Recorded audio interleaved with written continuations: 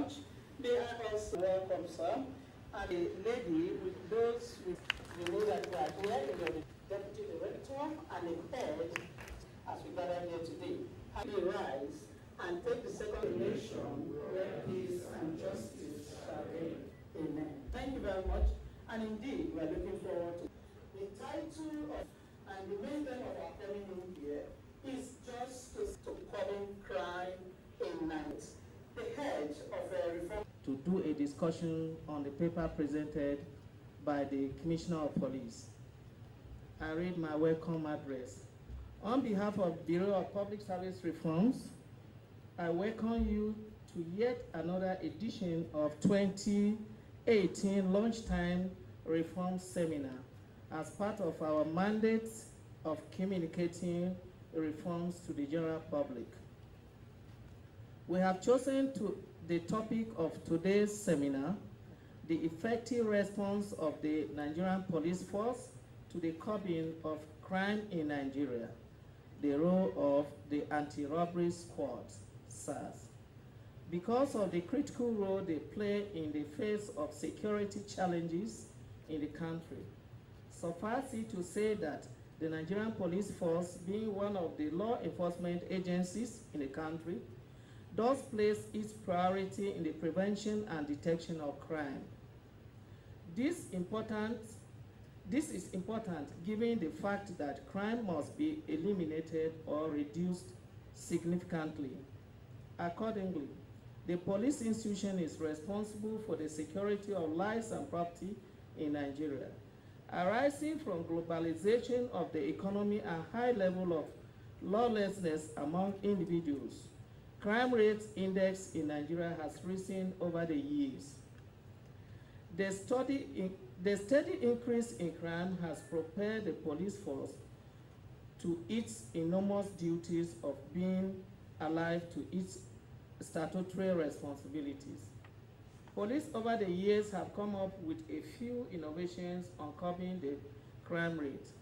This led to the establishment of specialized units such as the Special Anti-Robbery Squad, SARS, to decisively deal with the menace of armed robbery. In the quest to ensure adequate security of lives and property, the current regime made security one of its cardinal goals on assumption of duties. Issues on security have been driven through various government initiatives and advocacy.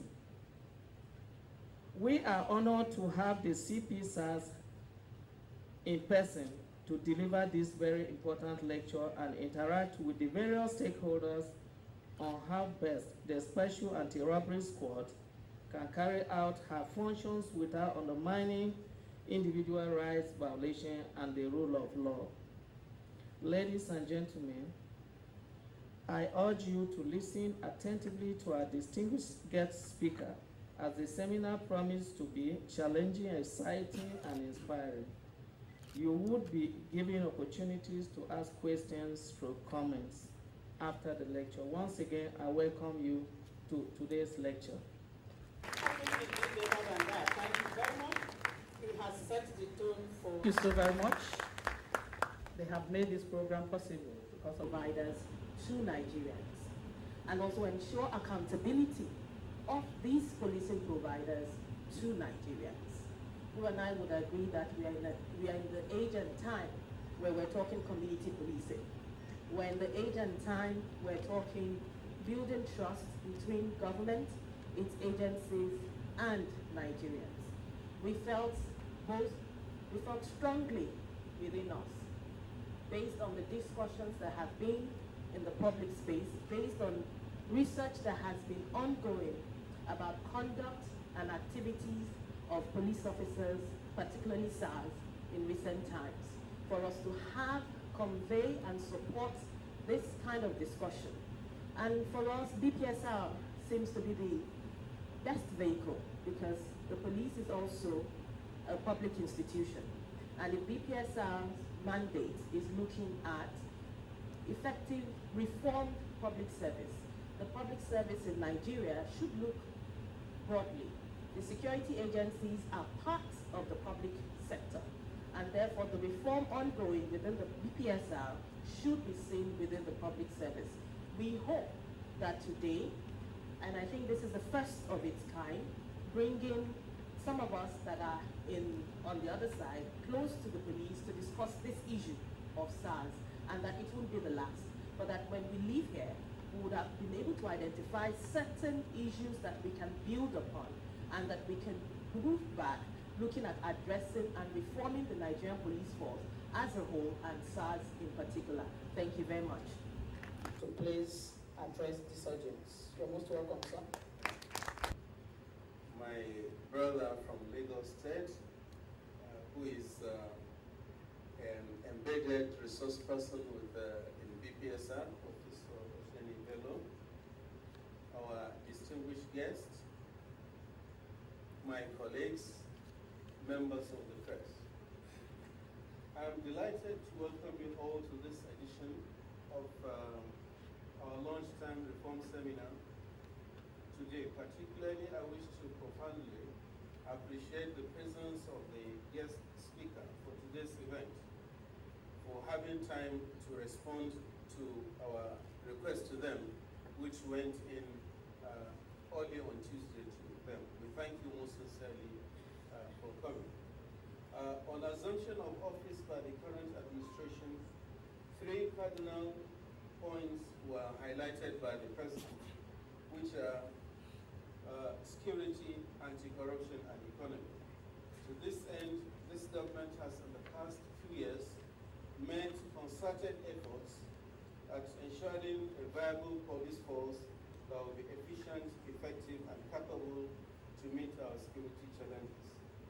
Government has gone further to capture the issues of security on the ERGP 2017-2020 growth plan through advocacy to strengthen security at national and subnational levels.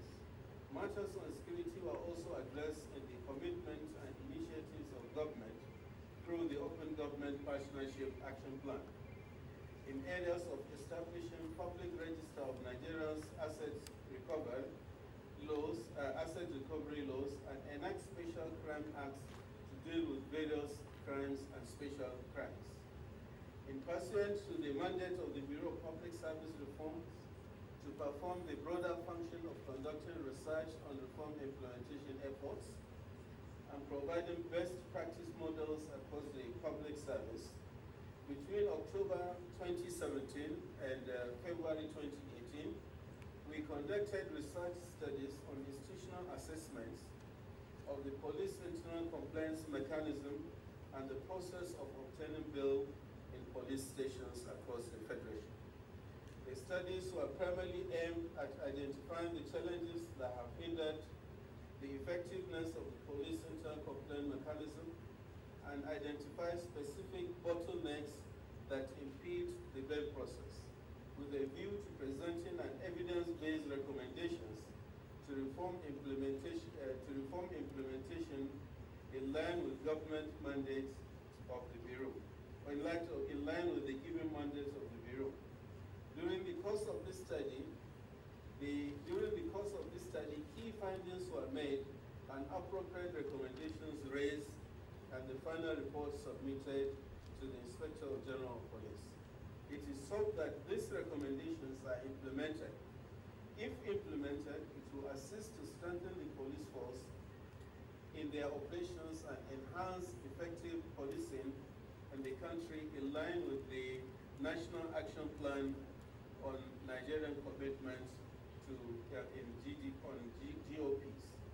Crimes in Nigeria over the years have reached a very high proportion owing to the globalization of the economy and the high level of lawlessness among individuals. These cases, there are increasing cases of fraud, forgery, robbery, kidnapping, banditry, etc. Highest recorded cases of crimes in Nigeria, according to National Bureau of Statistics, are recorded in Abuja and Lagos. The prevalence of crimes in Nigeria and its resultant negative consequence on the country's economy and social image cannot be overemphasized. Policing, therefore, cannot be left in the hands of the security agencies alone. The Nigerian police has endeavored to strengthen its institutions through the creation of the Special Anti-Robbery Squad, SARS, which is a specialized unit set up to fight the growing trend of crime, especially armed robbery in Nigeria. Amidst the quest to eradicate crime and ensure a stable social order in the country, there is the yearning through public outcry for the need to ensure the protection of human rights that are being violated in this process. This forum, therefore, provides the platform for various stakeholders to rub minds with the police echelon on how best to tackle crimes in the country and come up with suggestions that will ensure best practices and acceptable norms. Ladies and gentlemen, permit me to express my special appreciation to the Secretary of the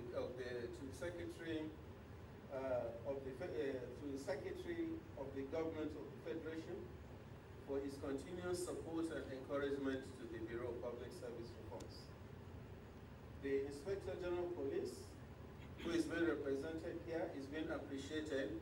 For the first time, they have opened the Nigerian police force to us to go in, check how they work, their operations, and publish their reports. We thank you most sincerely for this.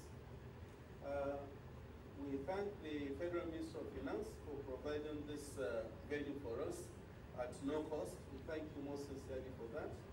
We thank the directors of reforms in the various MDAs for their patience in pushing reforms in their various MDAs. We thank you, members of the press, for answering to our calls anytime we call you. We thank our discussants, especially those that left Lagos this morning to honor our invitation. It is so that at the end of this presentation, you all find the seminar worthwhile. I implore you to feel free at the end of this presentation to ask critical questions in areas you would like additional information. As an arm of government, we did not call the discussants here to fight the Nigerian police, but we've called them to exchange ideas, to tell the Nigerian police what we cannot tell them as public servants, so that we understand what the problems are and align with the mandate of the Bureau to ensure delivery of quality service to Nigerians who encourage and help the police force to do that. We used to say in the Bureau of Public Service, the primary purpose of all public service reforms in Nigeria must be tangible improvement in the public service experienced by citizens. We encourage you to kindly visit our website, www.bpsr.gov.ng, and our Twitter handles that are very, very active. Thank you very much. Thank you very much, sir. You have heard from on behalf of CP Federal SARS, Mr. Adu Egwandu. My name is SCG Fidelis Okafor. I'm at SARS Federal SARS Force Headquarters in Abuja. My CP is on official assignment. Well, some of you are aware of the announcement made by the IGP Ibrahim K. Idris on June 13th, 2018, when he set up a special committee to review the activities of SARS and be part of the response to public complaints. And for avoidance of that, SARS, which simply means Special Anti-Robbery Squad, is a normal police duty, which is a constitutional provision under Section 315 of Sub 3 of the 1999 Constitution. They are just policemen. Well, it is a unit, a tactical mobile unit that have a special mandate to counter violent crimes committed by armed robbers, murder cases, homicide, that's murder stroke homicide, and they equally tackle organized criminal gangs. In this case, we mean the cultists, kidnapping, etc. Like any other station of Nigerian police, they operate under and function under legal framework such as strict compliance to the United Nations Code of Conduct for Law Enforcement Officers and guidelines articulated in Section 4 of the Police Act and Regulation. Well, subsequent to campaign embarked upon by some group sometime in October last year, tagged F-SARS campaign.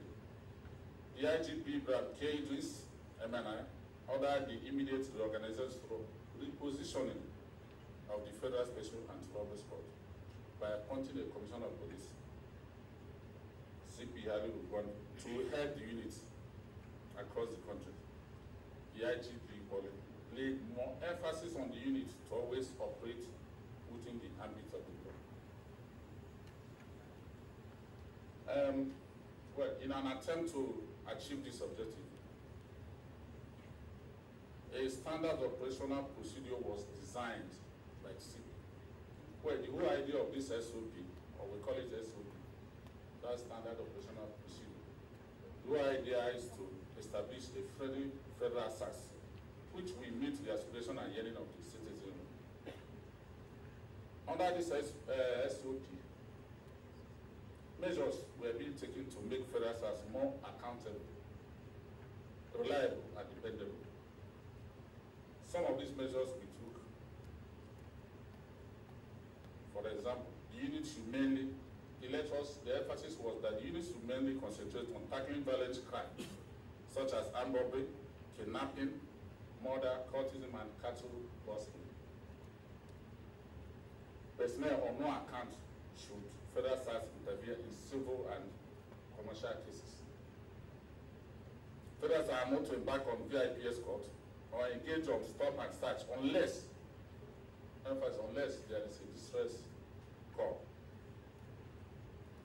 Operatives must appear in federal SARS operational kits, which are provided by for the IGP. Already, we started capturing some of them. They have a standard uniform. IGP has issued all of them. That's why every federal SARS personnel has been captured. That is to differentiate. Maybe some criminals can even go along the road and put on the uniform and call them federal SARS.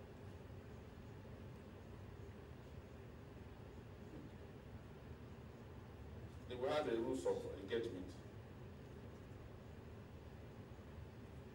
These are being regulated by the Police Act, First Order, Union Code of as articulated in Police Manual. All of them were being every week lectured on all these rules of engagement. Then we will call it modified mode of recruitment into federal SARS. Since officers with less than 5 years experience in the service will not be eligible. We've organized several training workshops for federal SARS personnel. This is action that the CP federal SARS took prior to the establishment of a committee to assist police in ongoing reform. We have trained most of our personnel on human rights and investigation. The training covered a new trend toward improving quality of the police response, which must reflect a competent and accountable standard in the management of armed robbery and other violent crime.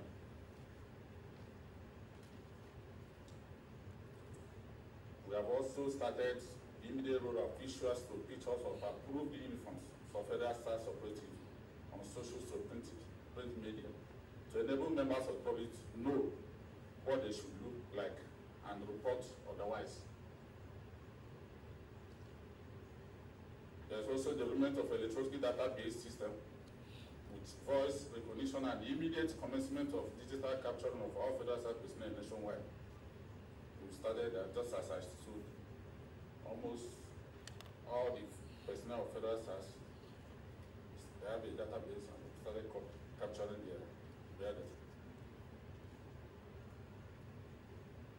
Then improved supervision, we have improved on supervision and monitoring of activities of federal SARS personnel nationwide, especially improper dressing, while unofficial duty.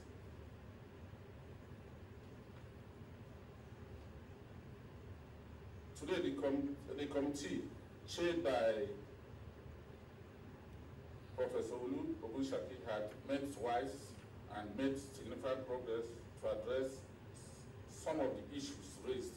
However, before I discuss the outcome of the deliberation of this committee, let me take this opportunity to briefly inform you about some positive measures, as I earlier said, which was taken by the CP Federal SARS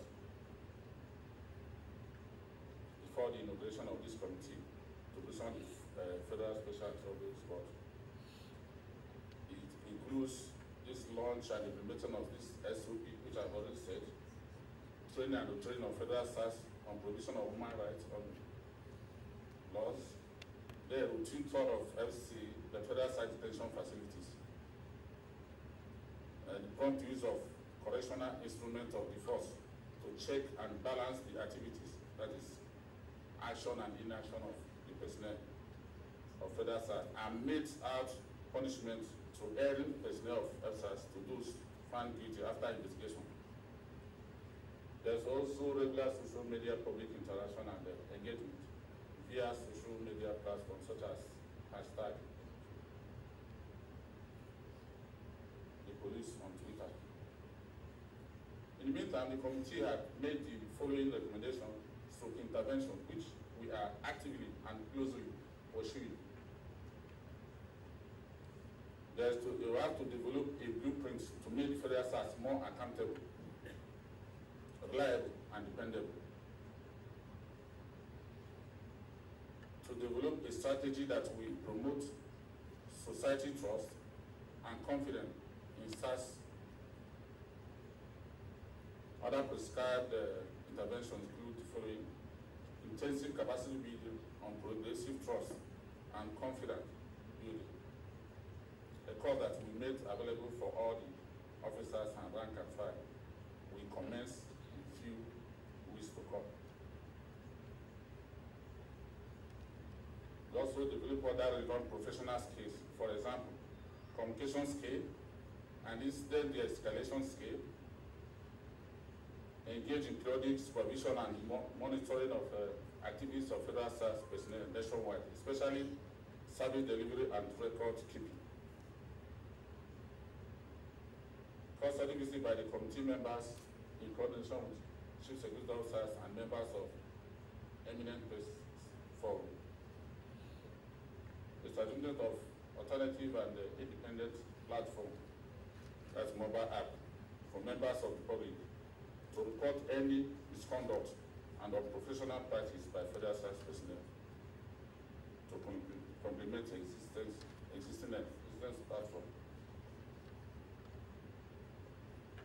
Then the establishment of complaints collection systems for DEX and adequate feedback on analysis of action on complaint. The orientation campaign for members of the public on proper ways of reporting to assist the police with facts to deal decisively with erring officers. Members of F-SARS will be drafted from tactical operational units with their psych checked and properly examined, and their mobilization should be done only by CPSARS. Lastly, I would like to present data showcasing success made so far this year from January to April. Here we have, this is just some of the few achievements of police were able to compile just for 3 months. Inside this here, we have the number of cases that suspects arrested. We have over 635 suspects. When I mean suspects, these are the suspects that are already, were not caught anyway, but they were arrested with a very visible facts and evidence. Most of them were caught on the act. Some of them were arrested while carrying out operation. We have charged about 243 of them to court. We recovered about 43 AK-47 rifles from some of these suspects, 1 SMG, G3 rifle 1, about 27 pistols. We have these locally made guns that will be barreled up to 75 of them. Then the ammunition is about 2,235. Then cartridges 125. HB vehicle required, we have about 327. Motorcycle 37. So these are just some of the pieces. Then these are our SOP. This is standard operational procedure. Were designed by the CP Federal SARS, and almost every commander, SARS commanders in these states, they have a copy.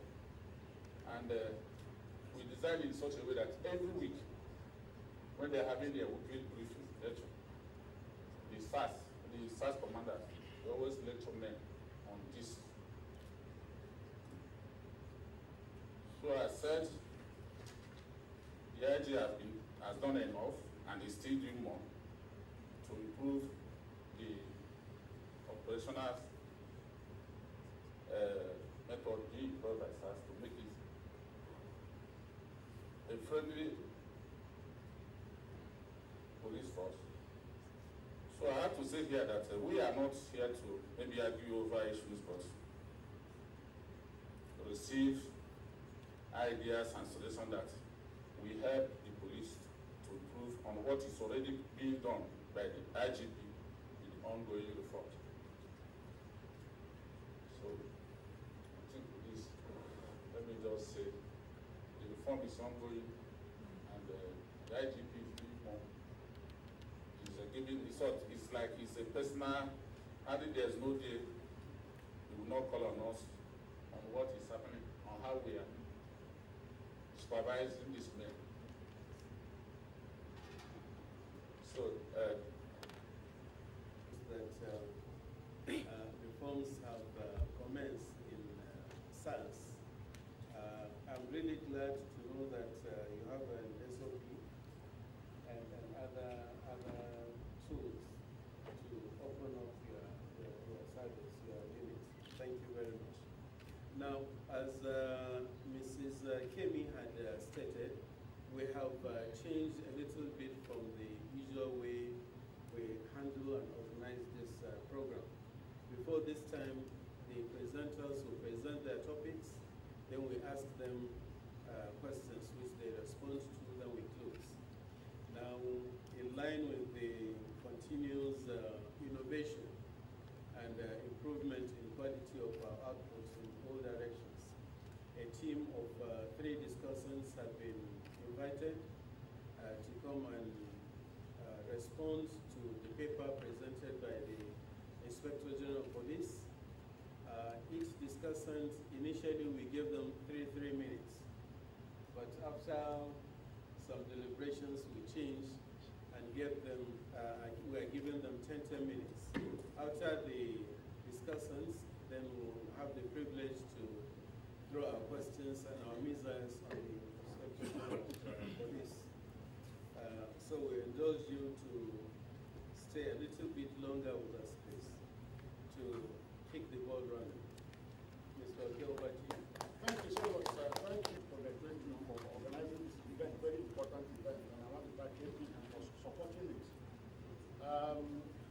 10 minutes will not be enough to address the huge issues, because the issues around SARS are huge. We'll also note to your caution that we're not here to fight, but to tell the truth. And in telling the truth, I will be brutal in telling the truth, because SARS is known for being brutal. And listening to the representative of the CP SARS, one area that struck me was the information he gave about the achievements that the SARS and the police, NPF, has achieved in 3 months between January and April. He gave some statistics. I heard him talk about 600 and something persons arrested within this period, and then about 200 plus charged to court. You would have been interested to also know the rest of these persons, what happened to them. Because what we find is that in response to the F-SARS campaign, the initial response from the police was that no, SARS had been doing wonderfully well, but over time, when public pressure increased, the IG announced willingness to reform SARS. We don't know the nature of, well, of course, what we found was that some certain numbers were given for the members of the public to give information, to give complaints.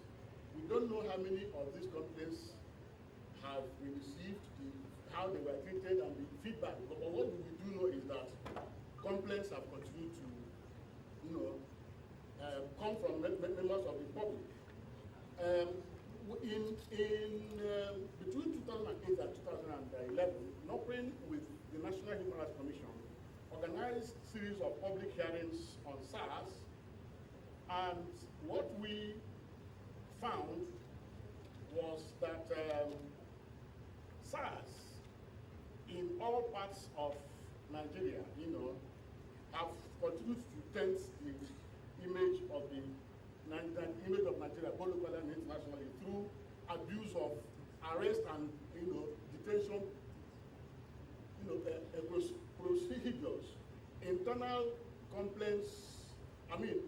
Internal mechanisms of complaints do not seem to be able to address public complaints. External mechanisms also do not work. We have, for instance, the Police Service Commission, which has three potentially powerful mandates of recruitment, promotion, and discipline. But discipline, that particular key function of the commission, has not been taken seriously. Rather, the commission seems to concentrate more on promotion and recruitment, and you know the story around it, but that's a story for another day. Rather than investigate public complaints, what they do is to refer complaints back to the police, and police and they rely on the police to, on the reports and the recommendation of police. And at the end of the day, these complaints are not addressed. The police themselves seem to also understand the particular challenge with SARS. And what we see is that SARS was set up deliberately specifically to deal with armed robbery. But they seem to have turned themselves into committing those same crimes for which they were, set up. For instance, every day we see them stop young men on the road, accuse them of one thing or another, take them to the ATM and make them to, withdraw money. And the former Inspector General of Police did observe this as far back as 2012 when he said our SARS have become killer teams engaging in deals for land speculation and debt collection. This is the former Inspector General of Police saying this. And so I think that because there isn't much time, of course, some of the things we have observed, that if there was time, I would have given you some specific cases of chilling, abuses. For instance, arrest and detention of people, denying them access even to their lawyers and their families. And as Amnesty International did point out in a report in 2016, torture has become a lucrative business for SARS. It's not just a means of extorting confession, but also extorting bribe. So it becomes, a lucrative, business. And so the point we're then making is that unless internal control systems, for instance, I know about the systems that have been set up within the police to deal with public complaints, the public complaint and rapid response. I can tell you the number of complaints we have taken to this unit on behalf of victims who bring cases to our attention. We continue to send to them not because we expect anything to happen, but because we're able to document number of cases that we have sent to them that were not addressed, because they are simply not doing anything. So another thing that there's need to address in internal control system, but also to strengthen external accountability. And the way to do this is to stop appointing retired Inspector General of Police as chairman of Police Service Commission, because it destroys the independence, the integrity and effectiveness of Police Service Commission as a civilian external oversight, mechanism to address public complaints and ensure that perpetrators of atrocities such as the ones that SARS commit are effectively dealt with, so that public confidence can be restored to the police, so that SARS will no longer continue to constitute one of the greatest threats to public safety and security next to herdsmen. I want to stop here for my colleagues. Line internal complaints systems. 2, strengthen external accountability mechanisms by ensuring that we have, for instance, a police service commission that is truly civilian, that will address in a professional manner public complaints without, without having to depend on the police, which they ought to oversight to address these complaints and then refer to them. My speech. BPSR did some studies, and what you hammered on, internal complaints mechanism was touched at. We did a study on the Police Service Commission, and all these issues that you have raised have been noted. And now for questions. Senior lawyers, some of our colleagues who, in case of like, sue some of these operative and the police as organization, where they have violated the right of citizens and demand for compensation. But our worry is, after this money is paid to these victims, you will still find this operative right there in the service, continuing their behavior. Sometimes we have communicated with the police organization in some of the conduct of their officers. And up to today, for some years now, the police have not deemed to tell us what are the report of the action they have taken in reprimanding their officers. Areas of training, capacity building is very, very important. We have even gone far ahead to demand that there has to be a routine psychological assessment on some of these operatives to know what their state of mind in terms of in the way they carry out some of this their duty. It's an area that we have noted very strictly. And for us as an organization, we commend the Bureau of Public Inquiry for these initiatives for reform, the Bureau of Public Reform. For this initiative, we commend you very much, and we align ourselves to this process, and we commend you very much. Thank you. Question, just an addition with respect to capacity building. A lot of times I find that when you are trying to train police officers, specifically on issues of human rights, it's always a laughing matter. It always comes like you're speaking in tongues. However, when you're talking about issues of Force Order 237, the basic skills of the police, they find it quite knowledgeable. So my concern is, I have a feeling that the basic trainings on human rights issues are not taught from the start. How come a police officer finds it strange? And I've done training, so I'm not talking once more from just assumptions. Even senior police officers, when you're talking about basic things like he said, human rights issues, torture issues, they find it alien. There is the reports from Amnesty that came out said the same thing. How do we say that detention centers are monitored, yet we're able to see what we saw from the pictures that came out from that report? So I think there's still need for the training to be honestly and properly done. When we're training the police on the Police Act before the amendment comes in, can we carry the basic rules also of human rights, the administration of criminal justice law, the reform laws, properly taught hand in hand with the police laws? If we don't do that, when we keep on doing the side meal trainings of human rights, it doesn't make any impact, and then we keep seeing some of these violations going on. So it should be taught from the start and not in the course of their activities, when by then they would have taken in some of the bad rudiments of practice. Thank you, sir. The junior ones. It's one thing to give instruction from the top. If you don't monitor the junior officers. I could remember about 2 months ago, one of my sons was arrested who was attending Federal University of Technology, Akure.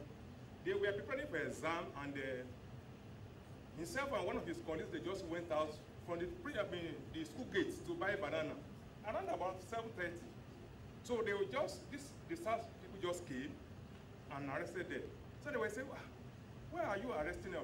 we are not gone out of the school premises. So said, why are you arguing with us? They just bundled them to the vehicle. They took them to a session called anti-cultism session. But in your presentation, you said SARS is also preventing cultism. And you discovered you have established cultism unit. So he was taken to that place. I had to call on one of my officers, please go to that area and see what happened. So now it has discovered that it has become a usual occurrence. I'm talking about what's happening in Akure. To the extent the paramount ruler of Akure, when they discover that this is becoming too alarming, he has to call the commissioner of police. This thing is too alarming. Every day you'll be arresting people. So I now called the officer who was on duty that day. What do I do? They said, okay, what do we do? Now at the end of the day, they started saying, okay, everybody should come and be billing their once 50,000 naira. I said 50,000 naira. I said, okay. I said, officer, can you just give me the account I will pay to? So it became skeptical. I said, just give me the account number, I will pay to that account. They said, no, we are not asking them to pay. But whereas others have been released, we pay 50,000 naira. So at the end of the day, when he discovered that I'm a prison officer, he said, so, okay, next time, I said, tell me what he has done. So what I want to say is that one thing is to make a law at the top. If you don't have a functional mechanism that will be monitoring these once, they will do another thing.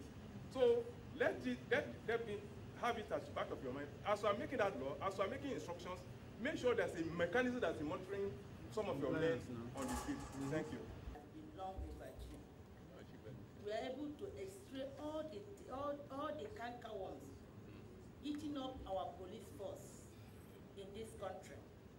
A lot of people have become one victim or the other. And I'm very, very happy because we're able to provide solution to all these problems, ranging from legislative acts, because from the first presenter we can know that the law, the act guiding this police force has long been overdue. If the committee that is working on this, they can take it up to the National Assembly so that they will promulgate a law. Then secondly, this training, issue of training, they will right from, because there are some people that are not educable. Right from the appointment of police personnel, they should know the standards they will take. Because some people that used to travel abroad, the way and manner the police personnel used to talk to their people is quite different from what we see here. Our own is to somehow a bit primitive. I'm sorry to say this. Then secondly, yes, the police, they are equally Nigerian citizens. We have heard that even their take-home pay and their welfare should be improved upon. But at the same time, they should realize that they cannot police this country effectively without working in tandem with the public. Where am I going? I have seen a scenario whereby something happened and in the neighborhood. Then one of them now went to police to give them such secret information that will aid the police to do their investigation. We were shocked to our bone marrow that when the person was accosted, the man now had who reported him. I mean, and that is why sometimes when you ask the public what happened, they will know, they will be there. Once they see police, they will start running away because nobody wants to witness. And that is why I am advocating that whatever they are doing, let police know that there's something like an oath of secrecy. There are certain information that we have, it will now be top secret information, so that you will now allow people to be able to be free to be giving you information, because without information, they cannot function effectively. Thank you very much.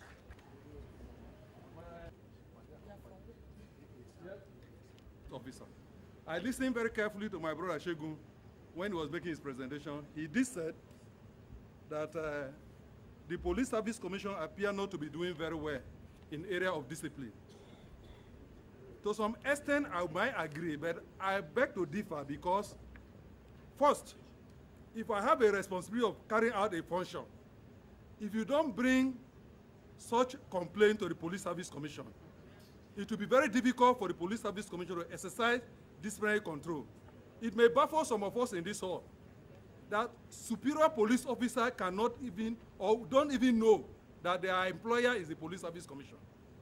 I've had cause to interact with very senior police officers. When you inform them that, look, your employer is the Police Service Commission, and you owe him, you owe the commission certain accountability. They say that their accountability is to the IJ. And this goes down to the issue of training. Because if they are well trained in the police college or institution, they ought to know from the onset that their employers are the Police Service Commission, and being charged with that responsibility, even delegated function given to the police to discharge, they don't even do it the way it ought to be done. So I want to appeal that it will be proper and better that, in as well I agree that training must be done continuously. The Police Service Commission is not a spirit. Like you rightly said, about 400 police officers, and how many are we in Nigeria? If the public is informed of the need to report timeously, I will, on behalf of the commission, say that the discipline department is doing a very wonderful job. But except you get closer, you may not be able to know. Kemi here can attest to it, because we've been interacting with the NGO on this issue of some aspect of the police duty. So please, I agree that training should be done, but not just training. I also agree that the uniform issue is not the reform. The reform is a psychological thing, as one of the speakers said. On that note, I want to ask a question. What do we do? Because from our finding, we discovered the police is underfunded. What do we do as Nigerians to ensure that the Nigerian police is properly funded? Organizations to make yourself visible. Different services that you render on your website. Especially in the area of aggressiveness. Oftentimes, people will hear of cases of aggressiveness. Maybe a kind of a transferred aggression, maybe because of salaries that are not paid at the appropriate time. But they need to do something about it. This is my. The only thing you see is just jacket. Why? From movies and all that, I know when you see an FBI agent, you should recognize the FBI. SWAT, you should recognize. So if the SARS is going on any operation, I would suggest if the bank can be branded, no matter how it is. Like when we see Killer's Jeep, we know this is rapid response, we know this is for this unit. If SARS can have something attached to them they use, and not just any card just to go and do the operation. Just the same police organization you know. The Constitution, the Act did not create SARS different from any other police. It's just a section under the Nigerian police. I've carefully noted all the observations raised here, and I'm very, very happy the way we are sincere with ourselves. And some of these issues raised are already contained in the reforms that the IGP is taking. He has not, some of this, most of the discussion we have the IGP. He is aware of all these concerns raised. And I promise all of us here that I will package the whole thing that we discussed here. I will get it across to the right channel. And I'm assuring everybody that action will definitely, things will change, and action is being taken to get it better. So thank you, and I promise. The team lead for the Nigerian policing program. Why did we support? I doubt if there's anybody in Nigeria that has not experienced or have been affected by SARS. Even I have my own personal experience about the infractions on the rights of citizens by SARS. And this is, we felt that the Bureau for Public Sector Reform provides a vehicle that brings citizens of a particular class together to have a discussion around this. And for us, this is the first of the step that we want to take in this, having citizens make an input into this process, we would be looking at supporting the National Human Rights Commission and some CSOs to organize public hearings across the country. That brings people, lower kid, so to say, to the public hearings and also share their experience. Like we said, it's a democracy, and citizens' voice should be put on the table.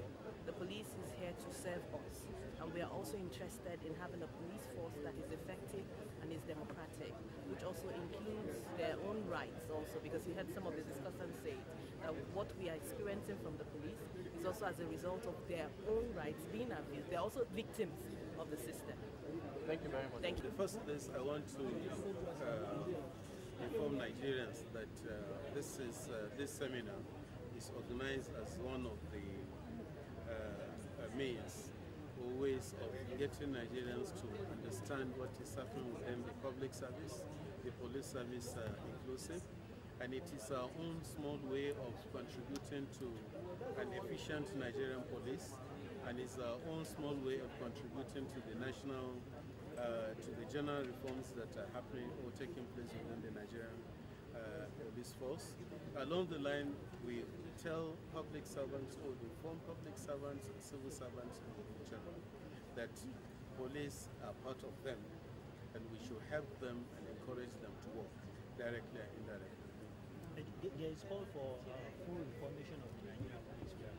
The representative of Inspector General of Police had said that reforms are ongoing, and we're aware there are a lot of reforms ongoing. So I think it's a call at the right time. Thank you. Thank you. Suggestions have been made to the various relevant authorities on how to improve. Now, specifically the report on Police Service Commission has been forwarded to the Federal Executive Council. We hope they will look at our recommendations and get them implemented immediately. Some of the suggestions you made were addressed when we handed over the reports of our studies to the Inspector General of Police, and he immediately gave the probe and his team marching order to commence implementing those that can be implemented immediately. Thank you very much. Our next speaker is Mr. Shegun Awoshanya. Chief Host, honorable panelists, and of course, my eminent members of the press and attentive audience on this glorious day. First of all, a lot of words have been bandied around, in this country for many years. We don't have a definition for many things that we have taken to be mundane in our society. One of them is the word restructure, another is the word reform, and another is the word corruption. We throw these words around and they have become meaningless in our society. There's one cogent thing I want to pick from the speech of the Commissioner of SARS. He kept on hammering on something called the Police Act. I'm sure this is another ambiguity to most people. Probably we may not know what exactly this represents, or probably it's just a law or something. But let me just use this occasion to just throw a little bit of light on this. The Police Act, as it were, was enacted 75 years ago, precisely 1943. 75 years ago, there were no mobile phones. 75 years ago, white bread was fine because diabetes was not rampant.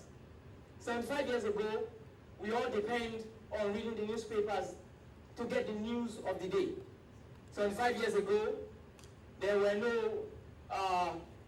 anything like internet. There wasn't anything like Twitter. There wasn't anything like Facebook. There wasn't anything like Instagram. 75 years ago, there are many things that we see in our society today that we will not accept if they have been exhumed from 75 years ago and forced upon us in modern-day Nigeria. So may I ask you, if you are living in the time that we are living now, and 75 years from now, your children are holding on to the things that you are doing right now as the order of the day, how many of you will be happy if you are still alive then? So if you agree with me on that, you will agree with me also that when we have a law or when we have an act that is anachronistic to the society, or we have a rule or a law that does not have any cognizance or does not have any reflection of society, it is actually an oppressive law. And it begins to usher in what we call the audacity of oppression and monopoly of violence, which was established, which begins to plumb the line of human depravity. Suffice to say that the police has been derelict for a very long time. In other words, none of our founding fathers, nobody has deemed it fit to confront this elephant in the room. When we talk about reform of something, we're talking about restructure, we're talking about a factory-fitted organization or a factory-fitted assembly line or an industry, for example, that was set up to make shoes or to make candles. When you have such a factory and you have workers working in that factory, and you have members of the society who buys the product of that factory, we begin to look at when the factory was set up, the purpose for which the factory was set up, and we look at the produce or the product of that particular factory. Now, if that produce or that product of that factory happens to be candles, for example, and then over time, because of the change in taste and fashion, because of the things and the innovation, technological changes and what have you, nobody wants candle anymore because they are rechargeable lamps. Nobody wants to buy candles anymore because there are other alternatives. We now have generators. We now live in better houses. Nobody is holding on to thatched roofs or mud houses right now. We all live in mansions, whether with the proceeds or through which such mansions were built were legal or not. We all know Nigerians love quality. Nigerians love good life. Why do we hold on to archaic rules and archaic laws and things that no longer function in the now, in the here and the now? These are the questions that are on the lips of every sane Nigerian out there. We send our children to school to learn to be better than us. Yet, we stifle them, we subjugate them with laws that will not make them prosper. And then we wonder why government is not functioning. Ladies and gentlemen, this is a family meeting. We should be able to tell ourselves the truth. We're not here to fight. I am the convener of F-SARS. And when we started this, there were some concerns that we have. And those concerns, borders on humanity. We have lost the sense, we have lost the tune, we have lost the channel through which we get sensitive to humanity. We are no longer our brother's keeper, and this is not who we are as Nigerians. On our soil, we may not recognize ourselves. But when we meet ourselves outside the shores of the land, whether we are Yoruba, Igbo, Hausa, Muslim, Christian, it doesn't really matter. We are our brother's keeper until we return to this soil. What exactly is wrong with us? These are questions we need to ask. And if you want to begin to look again, look at the police institution. Probably they don't even know who they are. The most important thing in any organization or institution in any civilization is the police system. Because without law and order, you don't have the civilization. Without law and order, you are not even worthy of calling yourself an environment where human beings dwell. It is a forest, it is a jungle. So when we begin to look forward, we say today, what exactly do we have? What is obtainable? Imam Tuwadi said, never trust a nation that's driven by religious loyalties, tribalism, and the ideology of being born oppressed. Our founding fathers held on to an act that is 75 years old, in a year, in a period, in a time when we are no longer using arrogance, for people who are Yorubas, who are no longer sending messages through leaves, through cattle, through cows, through horns. We're sending emails, we're sending letters, we're getting a registered letter from DHL from all over the world. We're making international calls from our bed. Yet, we're holding on to a 75-year-old law, which is making the work of policing very difficult for them to do, which is making them move around furnitures in the name of reform. What exactly is reform? Now, you cannot begin to say that my house is shaking, and the only thing I can do to help this building is to paint it over. When you begin to look at yourself and say you have reformed police because you have changed their jacket, it shows how backward we have been as a nation. Nigeria is the giant of Africa, for goodness sake. Having said this, what are my concerns? What are our concerns? There are growing concerns.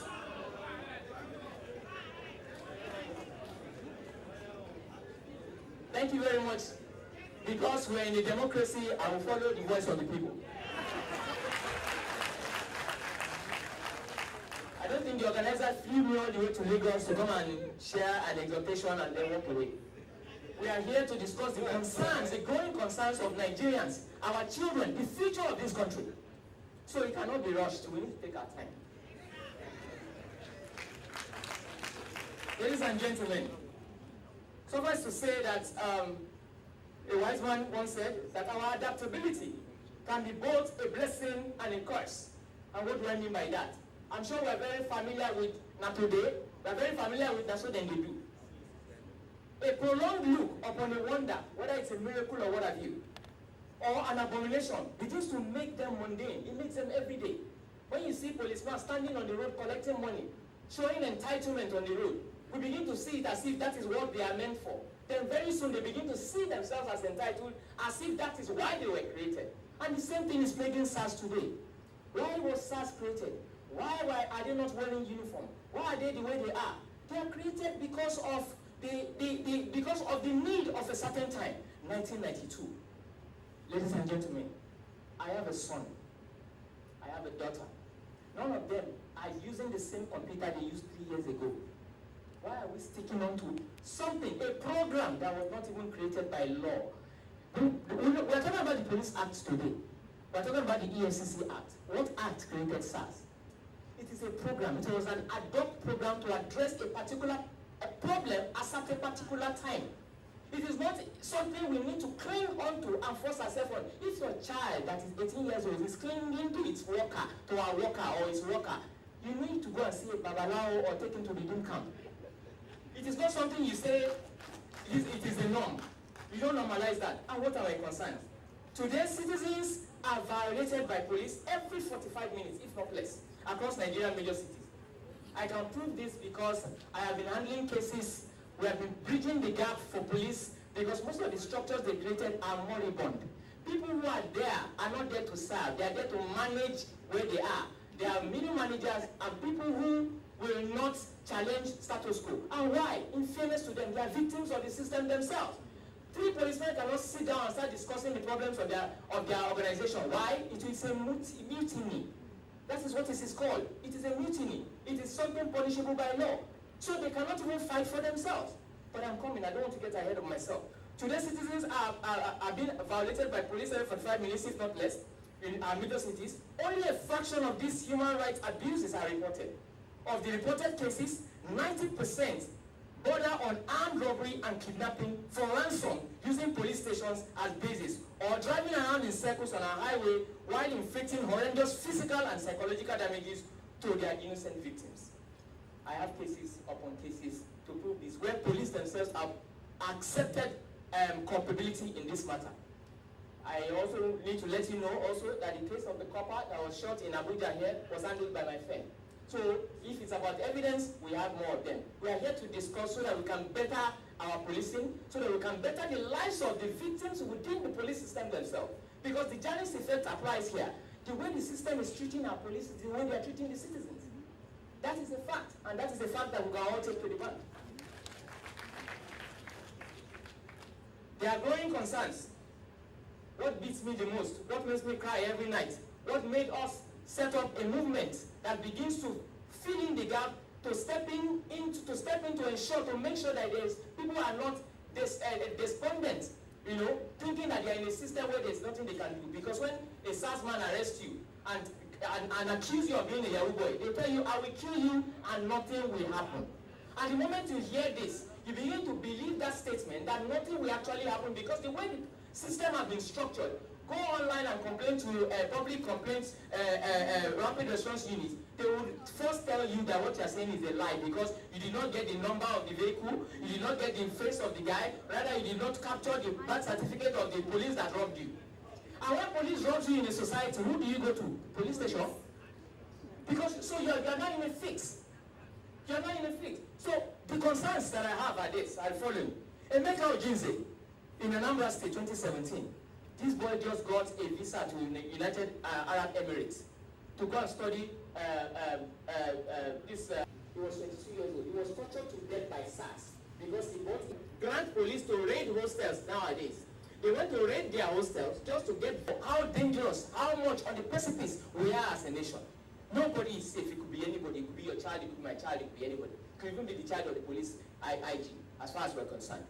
Operation Raid for Ransom by police stations and area commanders in collaboration with state task force is another thing we need to begin to look at. People can no longer stand safely at the bus stop without being raided. They don't even need any excuse. They just need to see you and profile you, and then with their prejudice, deem you to be one thing or the other. Ordinary complaints from a street that there is trouble, every single thing that has breath in that street will be arrested, and there will be a ransom put on their head. I am not just talking. I have cases. I have intervention. There are many DPOs I have spoken to. There are many area commanders I have spoken to. There are many task force heads across states that I have spoken to. There are many PPROs I have spoken to. And these are not allegations. These are descriptions of what exactly exists. Yeah, because from the statements, sir. Additional 5 minutes. Yes, sir. Can you kindly try to... So, we want to begin to think of reforming Nigerian police. I'm not going to beat about the bush and tell you there's any reformation of SARS. There's no such thing. It is a propaganda and it will never happen. Why? Why? It is simple. It is very simple. This is a culture. Within the SARS operations, they don't know anything other than waking up in the morning and thinking of who to extort. This is how it is. There's nothing that will be sent from the above that will get to the bottom. Because automatically, from what we are seeing, from what we have established, from 1 year research with data that is internationally acclaimed, we can tell you categorically well that when there's a cancer in a body, you don't treat the cancer. You sever it. You cut off the cancer and treat the body. For us to save our Nigerian police, SARS must go. When they are reabsorbed into the system, we cannot begin to have psychological evaluation of these officers. We cannot begin to know those ones who have used drugs, who have been hooked on drugs for the past 6 months, 7 months, 8 months. We cannot begin to do post-traumatic stress syndrome tests for them, so that we can know those who are even fit to carry a gun. How can an inebriated man who is thinking of alcohol carry a gun on our streets and be given the mandate to kill? This is the kind of stuff we live with. So it is helpful for us to begin to think that some people have gathered themselves together and they said F-SARS. But if we want to look deeply, how many times have we said end EOD? Those people who are diffusing bombs for us and what have you. Then we have special forces within the same police system. These are professionally trained officers who are trained in Ukraine. None of them will come to your house and say, because I'm special forces, I need to check you out. None of them will come to your house and say, because I am EOD, I want to check you for bomb. They don't do that. They are respected and they don't have any spectacular salary. So it comes to discipline. It begins to start reform at all, we need to begin to go back to the foundation, not the roof, not the painting of the building, not the facade. Go back to the law, to the act. The police act must be repealed and replaced. That is where we started from. So when we started our campaign, the first thing we did was not attack the police. We were not attacking anybody. We were not fighting government. We went straight to the legislature because we know it's a legislative matter. And we made them know that there's a groundswell of dissent that is coming. And if we are not careful, police will be under attack. How many policemen do we have? 400,000. As against 190 million people. When they begin to deem them personnel non grata, there will not be a single police station left in Nigeria in no time. And from their research also, this crisis that we are having, this oppression, is only affecting Federal Capital Territory and all the southern states of Nigeria. Because if this had been happening, if this were to be happening in the north or what have you, this would have stopped since. Because northerners are more communal, they are more together. They do not in my backyard. In other words, you cannot do this kind of stuff and get away with it because society will come together. And right now, society are coming together. And they are coming together to demand that our police system should be sanitized. We need to begin to look at recruitment. How are these people recruited? From the investigation we carried out, over 60% of the people we have in SARS are recidivists and criminals. These are people who cannot do without drugs. These are people who, from their dressing alone, you can tell that this cannot be a policeman. This is what makes society run to armed robbers instead of running to SARS. So when we begin to look at this, when we begin to call a humpback, instead of brother, we back the queen, we will begin to tell ourselves the truth and say things as they are, because we are the ones dying on the street. Before it gets to the authority, it would have been a hashtag. And that's one of the reasons why we're here, to speak our mind and say that reform is not changing of uniform. Reform is not putting somebody else at the whole thing. Picture this, I'm going to say this as I close. If you have a factory fitted, a factory that has been designated and created to manufacture candle, you don't change the staffers to change the produce of that factory. You overhaul the entire factory, change the modular equipment to produce what you have in mind. Changing the heads, changing the staffers, and what have you, it's not going to change anything. What will change everything is to remove the mold that has created what we have here. And so if you are talking about SARS or no SARS, or you want to sanitize the police, it begins with the act. It begins with the rethinking and the re-engineering of the Police Service Commission. It is not a retirement home for IGPs. Red card. Okay, thank you very much for the red card, sir. Code of conduct of when he was speaking, he said, and again, one thing we need to also understand is all these pronouncements are very dangerous to us because we are the ones that will be affected. The President, His Excellency, when he came into power, the first thing he did, because he was focusing on security, anti-corruption, and the economy, the first thing he did was to draft the police itself under the Ministry of Interior. We should ask ourselves, why did he do this? Under the Ministry of Interior, what kind of ministries do you have there? You have the Fire Service, Federal Fire Service, you have the Immigration Service, you have the Civil Defense, you have the Prison Service. In other words, what is the common denomination? Service. Police sees themselves as a force. Because the way they have been created to protect colonialists and what have you, when the colonialists left and handed them over to local imperialists, what happened? They refused to demilitarize the police. So in a democratized system, you have a militarized police. That is an anachronistic situation, which only brings sorrows, tears, and blood. So when we have this kind of equation on ground, the president, with his good heart and goodwill, he drafted them under that thing. But again, because there was no understanding of adjoining or aligning it with the legal connotation, with the legal implication of if you are going to put these people under a particular ministry, they must be accountable to somebody. So they left them floating. Because of that, the National Assembly cannot call them to order. The Minister of Interior cannot call them to order. The Federal Executive Council does not see their budget. If I have a son who is a celebrity who makes money, I don't have the right to enforce discipline on him if he's paying for my medicals, if he's paying his salary. That's exactly what we have. So this problem is not a problem of what happens on the street. It's a problem of the treatment of our officers and how, they treat the people that are meant to service. Now, if you have all these complaints coming from the people you are servicing, and you don't think for a moment to say, if I were to be a businessman who has a product outside in the market, and 10,000 people on a daily basis are shouting about my product, why wouldn't I just recall this product? We recall cars, we recall phones, we recall equipment. Why can't we recall these people and do a thorough reorientation? Why do we force our child of 18 years old to use a rocker? Thank you very much. Thank you very much. That was a powerful one. As you are talking, the representative of the IG whispered into my ears that they will make sure you are invited during their next strategic meeting on reform.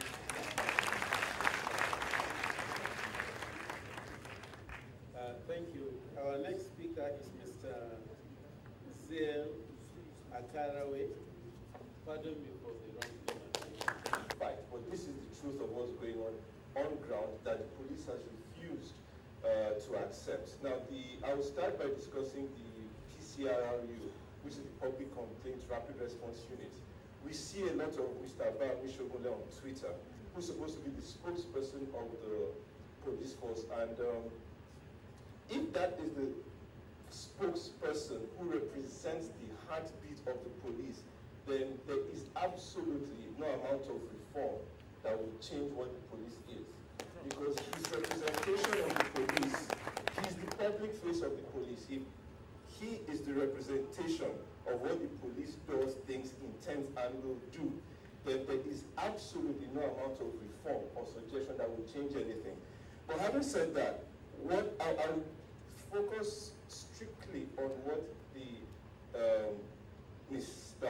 Okafor has said in his speech, because he has said all the things that the police intend to do, what they already know. So I'm not telling them what they don't know. This is what they have told us they intend to do, so they know there are gaps there. So for example, they're talking of training. What type of training? You give a man, like Shegun said, you give a man a gun.